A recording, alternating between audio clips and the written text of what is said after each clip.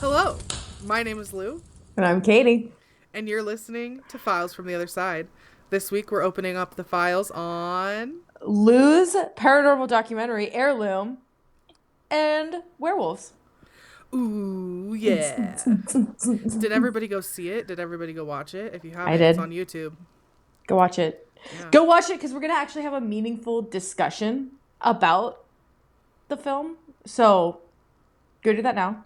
Yes. It's on the Soundwave Supernaturalist, right? Yeah. I know our Yeah. YouTube channel, right? Okay. Yeah. Yeah. We'll wait. It's fine. Okay, you've had enough time. Great. Great. So now that you're back in the episode, Welcome back. welcome back. And today, Katie came to me saying, "Hello, I have questions."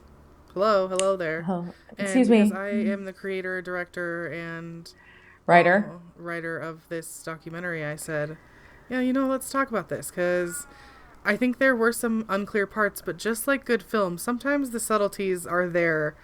The Maybe whole you miss them time. the first time, but like it's it'll be a good time, I think, to answer I'm these really questions. excited. I I'm excited literally too. started, it was like before we had to start recording, and I was like, am I dumb? Am I just dumb? Like, I was like, I feel like I get part of it, but then I feel like I missed some of it, and I don't, like, this is my hypothesis, but I don't know if that's correct. And it's like part correct. And I think that's the fun part about film and art. Yeah. Yeah. Because one of the things I was thinking when you said that was I was like, well, I'm talking about it after I filmed it. I had the direct experience and I've seen it over and over and over again in the editing process, Yeah. and just like watching it because I watched it again today. But like the thing about art is it's like now I'm so separate from it. At the time I might not have been, but now Mm-hmm. I'm so separate from it. I'm just like, yeah, there's a million ways you can read this film. Yeah. Yeah. Like Shakespeare, you Yeah. know?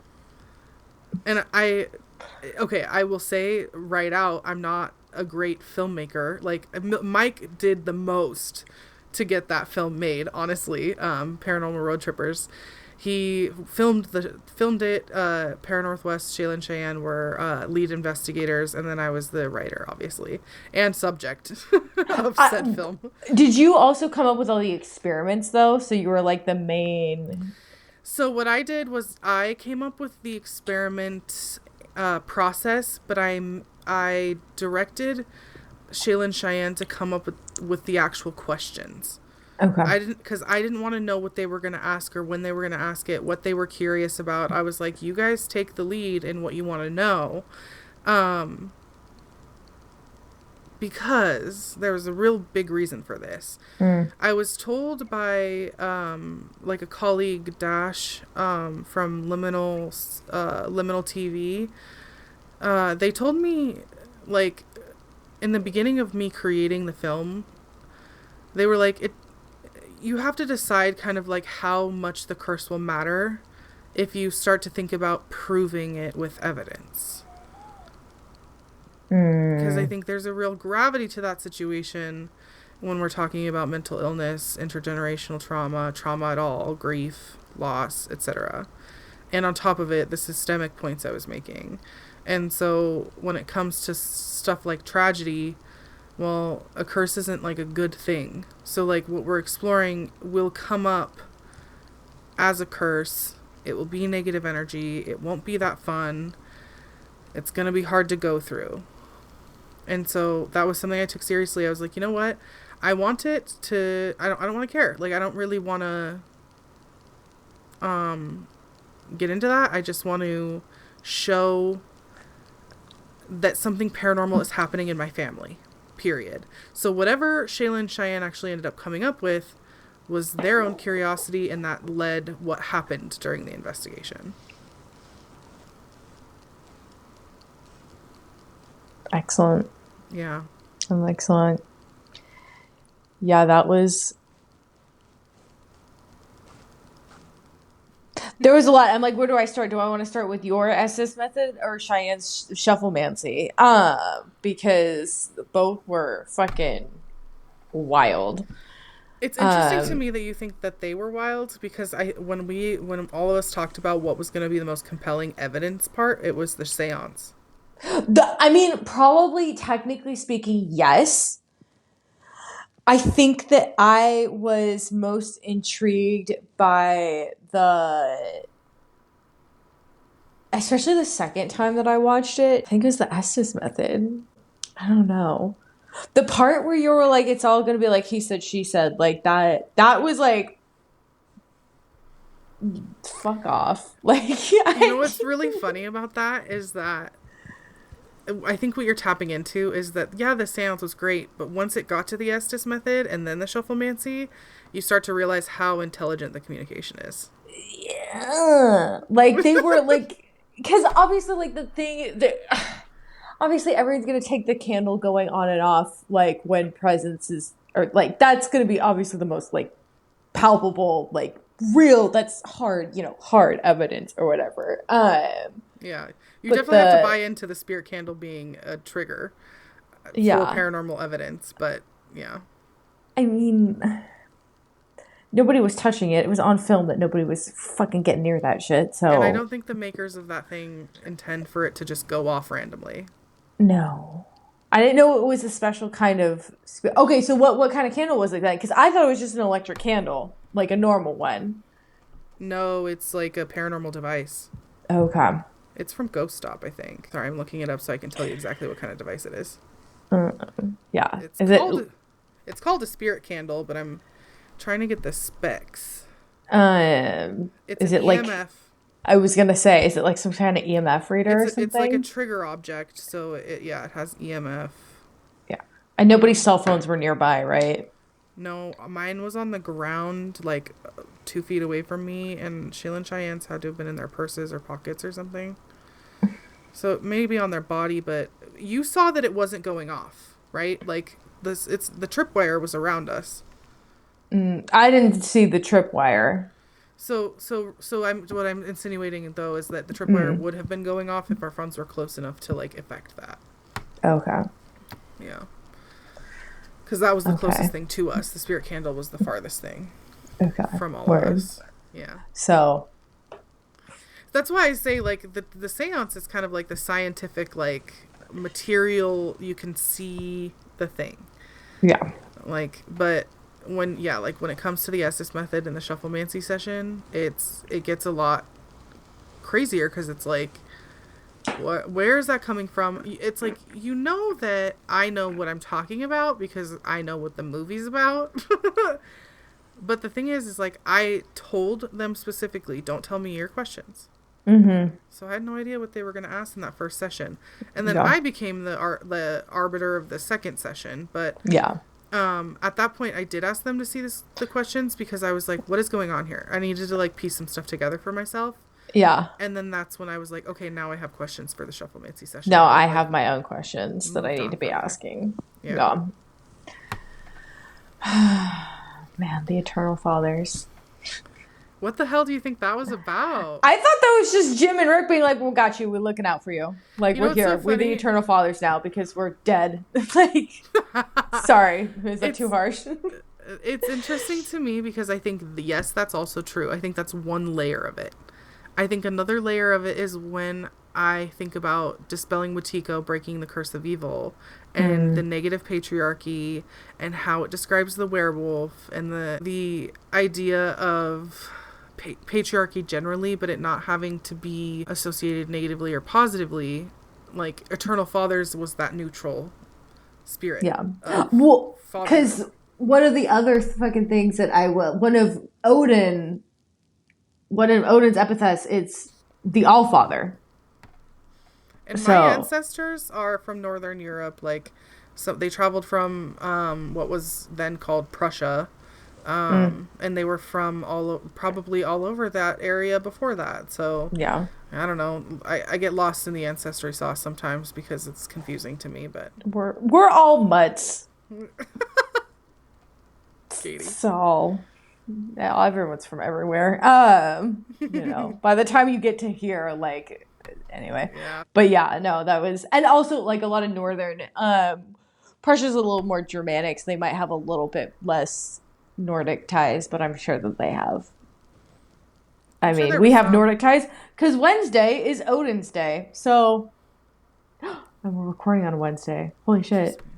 Interesting. Yeah, those are the like I either think of like your dad's being the eternal fathers or straight up like Odin, which would be a non-negative, non-positive patriarch, right? Mm-hmm. Like he's the all father. Yeah. And yeah, and more of a kind of a trickster spirit. Which I felt was present during that time too. Yeah. There was a part that it occurred to me today when I said in the shufflemancy session, I said, "The truth is a tricky situation," Mhm. and I was like, "There's trickster energy there." Like I said it. Big trickster energy. For everybody who doesn't know, what is Watiko? So I just so happen to have my book here. Oh, look at that. She I came came prepared. prepared. Jigs. Told you it was telepathic. So funny. So, like, Watiko is essentially what we in the West would call the root of evil, is what I would like to probably say about it if I were to summarize it myself. Essentially, the word Watiko, I'm going to read straight from the book. Indigenous people have been tracking the same psychic virus for many centuries, calling it Watiko in Cree, Wendigo in Ojibwe, Wintiko in Powhatan, or Powhatan, the term that refers to a diabolically wicked person or spirit who terrorizes others by means of evil acts. So this book is a book about the philosophy of evil, but it's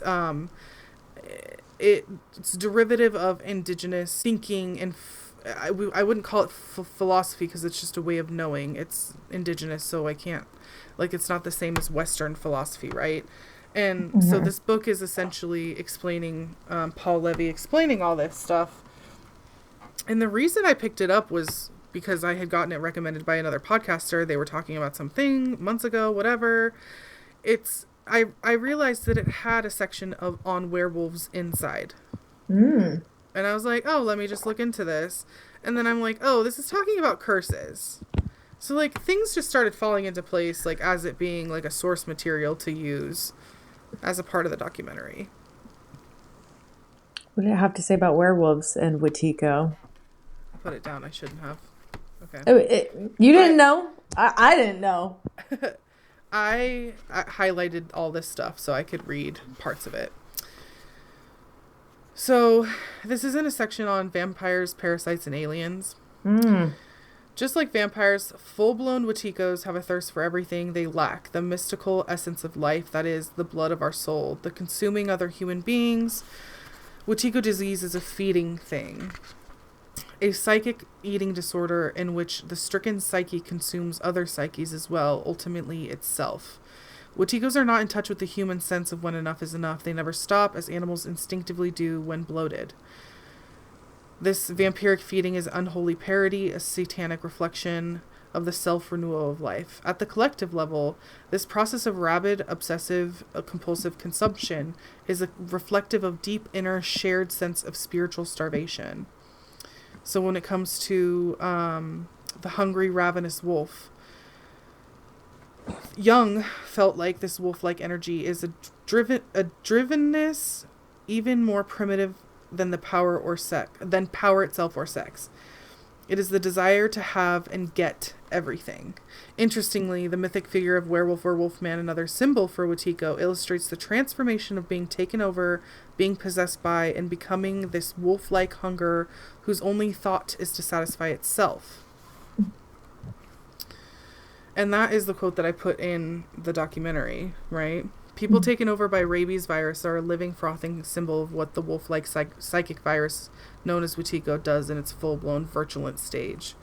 Watiko's virus's self-propagation is accomplished through the medium of a family system, be it our family of origin or the human family, as the legacy of abuse, be it physical, sexual, political, emotional, psychological, or spiritual, gets passed down, both individually and collectively, and transmitted over generations, continually incarnating itself through the living. Oh my God, no! Because I was about to be like, oh wow, like generational trauma, and then interesting. That's wild. Yeah. And The way he was describing the virus too, it sounds like the big W, you know, like it's I mean obviously that's one of the things that he mentions, like, but that's like the descriptions of the hunger, the not being able to be satiated, like that's what you hear about legends of the big W. And So I mean, you know what's really interesting too is it also fits the description of hungry ghosts, which is oh my where this god, all started. It started with the hungry ghost because you were like, "Hey, you should look into this and see if that leads you yeah, somewhere." holy shit. Yeah. Yeah, no, that was it literally, it was like, well, maybe it's a hungry ghost and not like a family curse or something like, and then you were like, hey, maybe it's a family curse, and I was like, that's also worth looking into, like, Yeah. for sure. Oh my Yeah. god. That, yeah, Interesting, that right? is what a hungry ghost sounds like. I mean, that could be the cultural, like the Buddhist version of Wetiko. Yeah, it's like it's one of those things where I'm like, it's Not, probably a cross-cultural thing to talk about the root of evil in a yeah, supernatural kind of like off-putting way. yeah. Yeah, I would have. To I never got the book on Hungry Ghosts, which I regret because I I'm also a little bit like, I mean, kind of hungry ghost, but also the root of evil, like, would be just desire. Like, I feel like from a Buddhist perspective, it would just be like, the root of all suffering is desire. So, yeah. What were that's some why of you your other detach. questions that you had?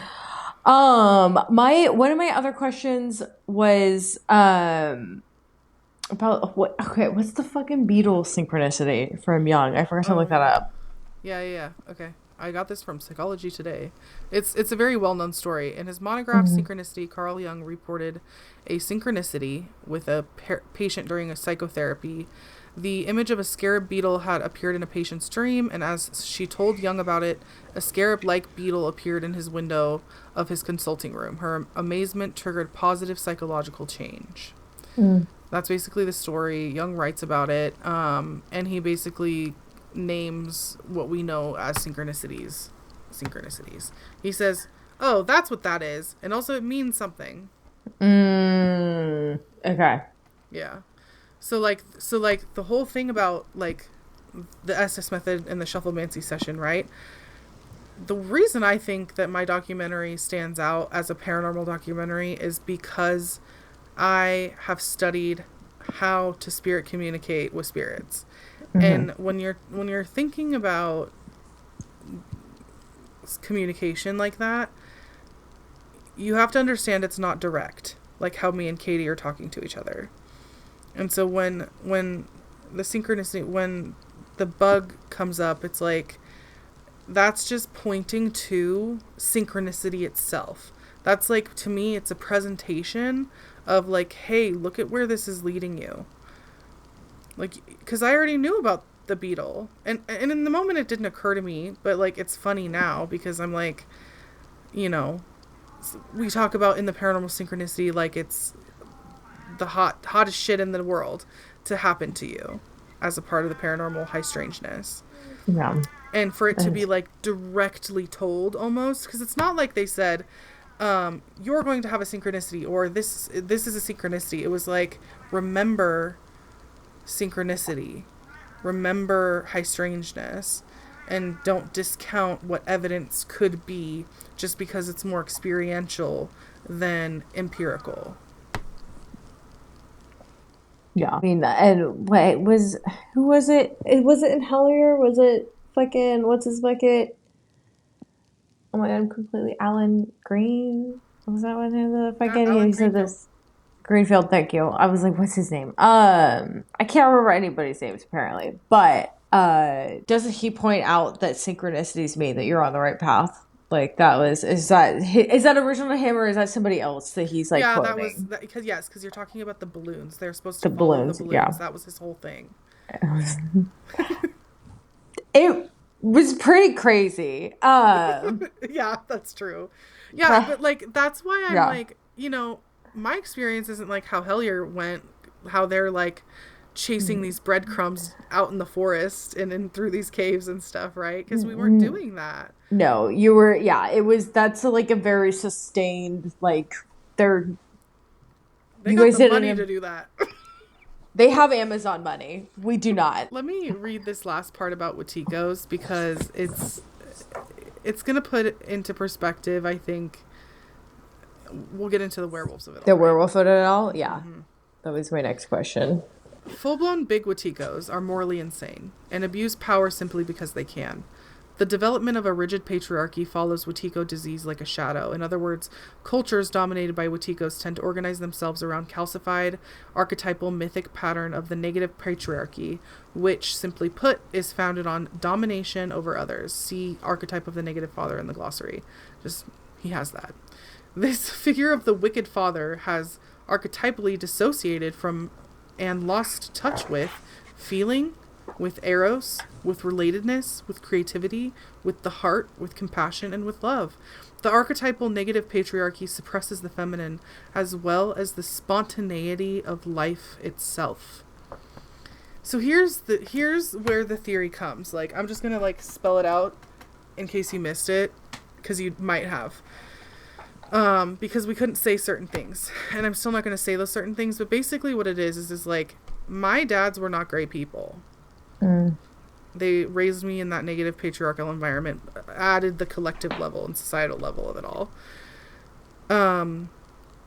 And as a result, there was a lot of trauma on my part, on my family's part. And when my dads died, they were making horrible decisions and not caring for their lives at all, because they had lost touch with these feelings, because they were supposed to be the providers, they were supposed to be the men, they were supposed to be this or that or whatever they thought. Protectors. But in the end, they never showed up because they died as a result of their bad decisions. And so loss then it's not just like accident. Like, it's like there's something to be sorry for almost. And I felt like I've seen my dad's ghost, like when he first died. It was like a few months after I saw him. It was only one time, but it was freaky as hell. But like, the point is that if we are to follow the Watiko theory, that like none of us are really outside that collective shadow, which is Jung's point. Yeah. But the problem is that if you stick to that negative patriarchal figure and mythic type, there's going to be a lot more Watiko involved. And that is the curse. So now transfer to the werewolf of it all. Okay? Because I know that the most confusing part of it all is like, well, why were they bringing up a werewolf if they were investigating for ghost ancestors? It's like, but... Well, I mean, the lichen, like that... Yeah, I did connect the dots. That what's funny is that was crazy to me, like, because it happened 2 years ago. But did you also enjoy that part of the video? That was when I sent you Werewolves, because I knew I was going to send it to you at some point, but that was when I because the etymology of the word, like, itself, and the like, the found in Wolf City on Wolf Mountain, and this was the Wolf King, and blah, blah, blah, like... That was when I was like, oh shit, lichen, that's where it's from. I gotta fucking send this to Lou. Took off my dishwashing gloves. Okay, the lichen connection. It being a curse that perpetuates itself, the metaphor of the werewolf makes sense, a little bit more sense now in the, like, once we break down more of what Chico is. Because werewolf is a curse that perpetuates itself by, like, biting. Obviously, the system perpetuates the abuse, which perpetuates itself on micro levels. The macro level of our patriarchal society perpetuates abuse. On the micro level, it causes trauma. Okay, great. And so, like, the basic question is there a haunting as a result of this? And the answer is at least in my opinion, a yes. Yeah. I think at least the ancestors came back with enough energy to be like, hell yeah, you definitely saw Dad's ghost. Hell yeah, your mom is definitely haunted by all this shit, and your sister. Yeah. Like, because the amount of trauma that has impacted all three of us is insurmountable sometimes, but not not if we take care of ourselves ultimately, but like I wrote some things about intergenerational trauma when it comes to the werewolf metaphor on Substack, because I put it somewhere else on the internet just so if people like who follow me want to read up and be like, oh, this is like the deep lore. This is the deep lore of it all, honestly. The idea of the werewolf came from my own theory that this curse could present as a supernatural entity. Not one that inherently belongs to my family alone, though.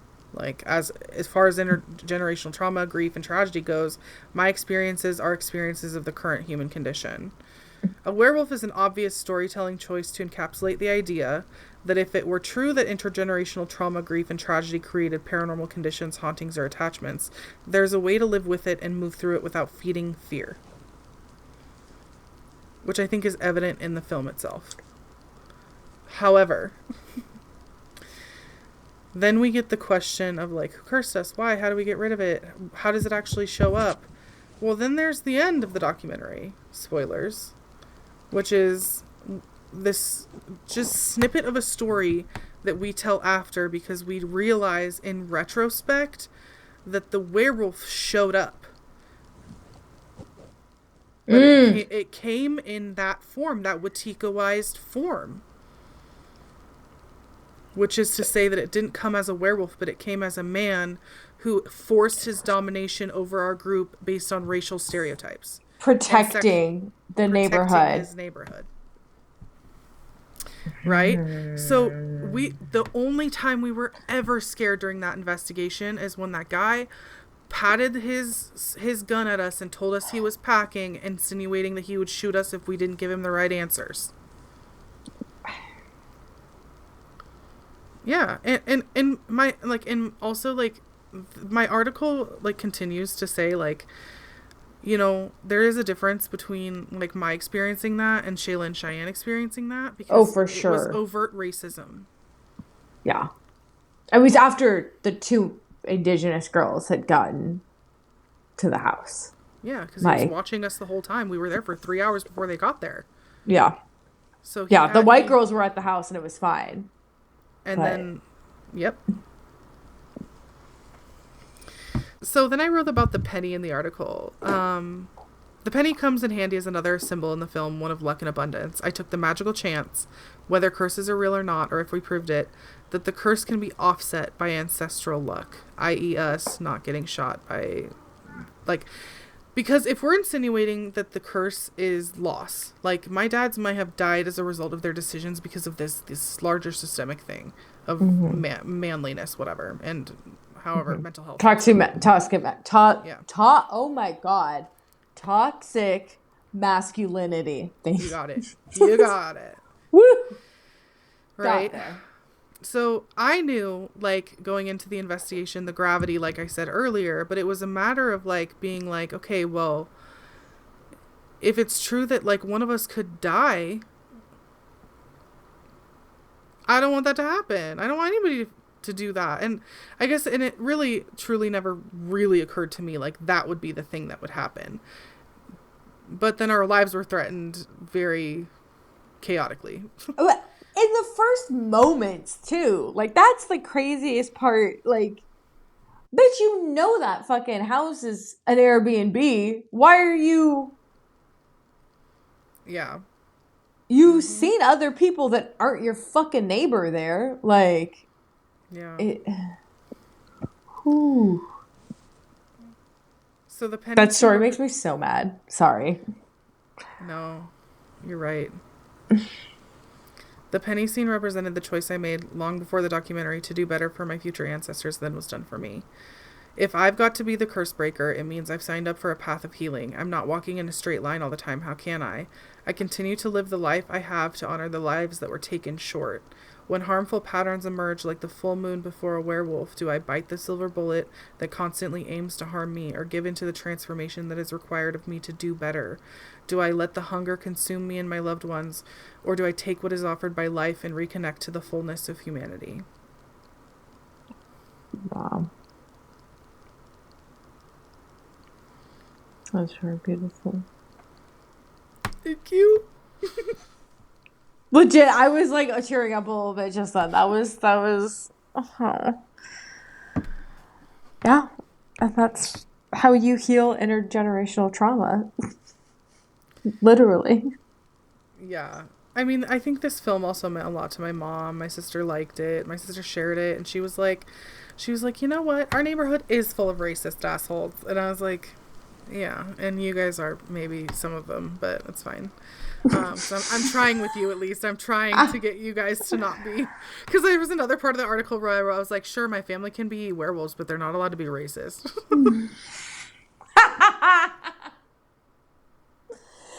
I mean, yeah. No, it's you're undoing a lot. You're doing so much work with everybody in the family. And I think it's paying off. I think it's really starting to pay off because even Dee Dee was in that documentary. It was like, I mean, he had a choice. I mean, Yeah. Jim had a choice. Mm-hmm. And that story is the story that goes untold. It does insinuate that there was something bigger happening. And I think that is the part that didn't go over so well. But it's like, I couldn't tell the story. I'm not going to tell the story. It's not, yeah. Like you said in the film, it's not your story to tell. What's interesting to me about what actually happens when it comes to like the investigation with the ancestors and then the werewolf that comes up as a supernatural. Because like, I will say that no one expected that guy to show up and do that. However, is it paranormal that he did it? No, but were we exploring the exact thing that he became? Yes. Yeah. Oh, you were in your neighborhood. Of course you didn't expect. And I had it in my mind the whole time too. I was like, you know what? Like something about how my dads were basically white supremacists and American nationalists, like Republicans, like that is going to come up somehow. That was the thing I kind of expected, not the tragedy. I was just like, but that might. Because we are investigating with indigenous ancestors present. Mm-hmm. And, like, that's just, like, a spiritual decolonization thing that people need to go through without spiritually bypassing it. And that is something I don't do. And so for it to come up was, like, well, you just do the thing. You just, and basically, like, that's why Shayla and Cheyenne in the movie, they go, we appreciate you for doing what you did. Because as soon as he came, I was like, Mama Bear. I was like, now we're going bear toe to toe with the wolf. Like, you know, like I was like, I'm seriously protecting my own here because I love these people. Yeah. Never mind that they're like, we just met her from the internet. Okay, yeah, we've known each other for 3 years. That was such bullshit. I was so annoyed when I saw. I was like, okay, maybe that's how you met, but you guys have been investigating for like a year at least that I know of, like over. Like this is. It makes it seem like they didn't know me, and I'm like, you guys knew more than you were letting on, but okay. Because for me, I'm like, in a paranormal investigation, at least on that level, you want to just be honest about how much you know. Yeah. And, like, it was like, but I kept it in. Here's the reason I kept it in. Because they're jolly. They're funny. That's their tish. You know, they like to make the joke. And I'm like, you know what? Let them just be the paranormal. Shayla had her hand on Cheyenne's head the whole time, too. Like, it was it was a weird, awkward family portrait. Like, there was Step Brothers. It was so, we literally, it was like, this is reminding me so much of Step Brothers right now. Didn't necessarily think it was that funny. They were like, somebody that we met on the internet. I was like, what? Really? That's how you, okay, whatever. But apparently that's their humor. Like, that's, okay. Which, they were doing it. Everybody in on now that weekend was hard for all of us to get through, and everybody did the maximum best they could because it was one of the hardest things that any of us have ever done. And so we were testing each other's patience. I know it's hard to work as a group, like as colleagues, like and on projects sometimes, and I am glad that the project's over because I don't ever want to do it again. Well, like, at least not like that. Like, I would explore something not personal at all. That's kind of what I'm insinuating. Like, I don't want it to be a projection of me at all. Because the level of awkwardness that we all felt on camera was so overwhelming that it was hard to say anything sometimes. But yeah, but okay, here's another paranormal thing that happened that didn't make it into the movie that I'll let our podcast audience in on. I almost had like a heart attack that night. I almost died because I was having a panic attack.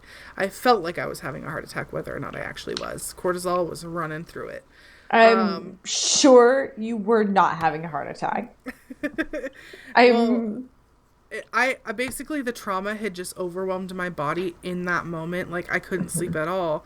And I considered it paranormal because I was like, this is how it would show up, like, when you're trying to heal through spiritual, psychological, family drama. And anyways, but that happened and I was like, oh my God. Anyways, it was so much. Like, the documentary, I'm very proud of it because of how much effort went into doing it. it was great. It was well done too. I knew that the ultimate question about the documentary was going to be what was the werewolf and who was the bad guy. Like, I think that's my favorite part, that the discussion needs to be had. Because, like, on a larger societal scale, we do need to be talking about toxic masculinity. Because if you ask me, a lot of the white supremacy in my neighborhood could be quelled if people had honest conversations with each other, especially men. Talking to other men about what they know about loving women and loving people and loving humanity. And as long as, like, you know, the men who had that value were brave enough to talk to their neighbors, like, hey, because, like, the story gets weirder when you also learn about what the guy said to us that day. Not just about the gun, but about everything else that came out of his mouth.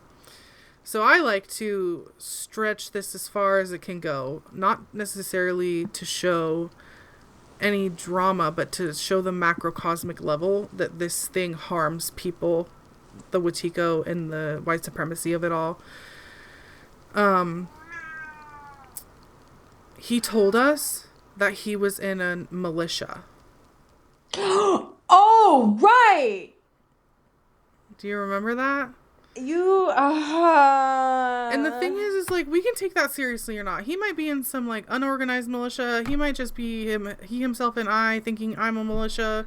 Whatever. Okay, but he is thinking he is this gun-toting Republican who not only is, like, doing the gun-toting to protect, but he's doing it because he actually has values that go against, like, humanity, right? Like, he knows exactly who he wants to shoot. Yeah. Which is anybody who doesn't have the same values look like him. Or doesn't look like him, right? And so when I started thinking about Palestinian liberation, follow me here, I have seen this documentary. It's called Praying for Armageddon, how evangelicals, like, affect global politics, essentially. And it's about how evangelicals in this country have a direct influence to the illegal settler state and occupation and Zionist entity that they're trying to make into some weird white utopia. Whatever. That's like, because once you think about the religious amalgamation of it all, it's disgusting. But anyways, this documentary is like a real, spells it out, like how these white nationalist Christians, like, give money to Israel that is killing Palestinians currently. Like, that's just boop, boop, boop. So when you think about the macrocosmic level, it's like, girl, these ancestors, these white ancestors, need to be dealt with right fucking now. So on a spiritual level, like, I'm, like, showing, like, this is me having the conversation with white people also. And being like, guess what? We're not exempt if we are to be culturally appropriating witchcraft practices that have come from other cultures and been mishmashed into a new age thing. And I think that's an important conversation to also have on top of it all. That's why I was wearing the keffiyeh in the last shot. Because I wanted people to understand, like, I can make that connection for you on, like, every level because I was the writer of this thing. And that's how bad Wetiko is. What's the keffiyeh? Keffiyeh is a Palestinian liberation scarf. It's like a very utility scarf, but it's also a liberatory symbol. It's just the black and white patterned scarf I was wearing at the last shot. Okay. Yeah. I didn't want to say, Awesome. I'm like, that all of that would have been hard to say in a documentary, so I wore the keffiyeh. Yeah. I mean, liberation for all. Like, that's for all And of land us. back. I'm working with indigenous people. Land back, Land back, yeah. No, I mean, like, going back to you talking about men, like, talking to each other and having open conversations and, like, learning how to open them, like, you mentioned, like, opening yourself up to love, and that, like, I've been reading a lot of bell hooks recently. And I just read all about love, and now I'm on Communion, the female search for love, and it just the whole first book, all about love, is just about how nobody thinks about love correctly. Like, it's obviously we don't have a love ethic in this country. But it does a lot of damage to men, like, because it does close them off from the spontaneity of life. And it does, if you can't allow yourself to have feelings, then how much are you even really getting out of your life experience? It's a lot of pressure on that gender. And then also, not to get, exempt men, but, like, that's a lot of pressure that you're putting on you, and then you turn around and you make everyone else subservient. And it's like, it doesn't have to actually be this way. We can all help lift each other up, actually. We can all take care of ourselves and each other and be trusted as a woman. And I'm rereading Quit Like a Woman right now. Like, I can be trusted to know what I need and not Yes. That's good. be told what I fucking need. Yeah, that's something that Holly Whitaker talks about. Like, if you're a woman, you can't be trusted to know what you need. And if you're an alcoholic woman, you definitely don't know what you need. And she's like, actually, you do. Here, spoiler alert, actually, you can trust the voice inside you that tells you that you know what you need. Read Dispelling Matiko. Go check out the Werewolves. Do we have any more we want to say about werewolves in general? I had one interesting tidbit about werewolves that I did learn in that video you sent me. Like, it was kind of towards the end where it was like, she was saying, like, the werewolf is synonymous with villain, because, like, colonizers and hunters had a smear campaign against wolves when they moved into the Americas, and they were seen as dangerous and evil. Also a way to manage the dangers and the wild of the American frontier, right? I'm using air quotes here. Very different from how indigenous people lived and honored the wolves in the land, right? But then she says this thing. She's like, wildlife biologists reintroduced wolves as they were observed. Pack animals who actually just leave people alone, but also good for environmental sustainability because they keep prey populations from overfeeding. Yeah. That is dystopian. It's like, oh, here, let me just have, like, a huge historical European way to think about werewolves, introduce it to this colonized place that we just colonized, and then go back and be like, never mind, though, because we need them. But instead of being like, instead of being like, the indigenous ways of knowing probably in land practices are probably more accurate, they took until the 1940s when that biologist was like, just kidding about wolves, though. They're actually the good guys. And now everybody has pets. Dogs. Which, yeah, are we not, like, dogs have been around forever. They're domesticated wolves. Like, they're not... I don't know, bro. I just found it weird. Oh my god, I love that video. My favorite... When she's talking about, like, the sanctioned werewolf hunter, like, the werewolves that were, like, hunting witches, like, that sanctioned by the church. I love that part so much. She talks so much about the witch hunts, and then, like, forget what the fuck tidbit she, like, revealed, but she was like, today's hot take, the witch hunts were bad, actually. That fucking cracks me funny up every time. What was the video called again? And, like, the Werewolves channel? Trope. I think it was just Trope Talk Werewolves from Overly Sarcastic Productions. There we go. So good. There's your plug, audience. Go watch that if you want the full scope of werewolf lore, because she already did the damn thing and it's amazing. So it is fantastic. I cannot recommend. I feel like I talk about Overly Sarcastic Productions like once every 3 episodes. They are amazing. I want to be Red's friend so fucking bad. I want to be her friend, man. She's so great. Well, this has been another episode of Files from the Other Side. You can find us on Instagram at Files from the Other Side. Share this podcast if you like it. Don't forget to subscribe. We'll see you on the other side.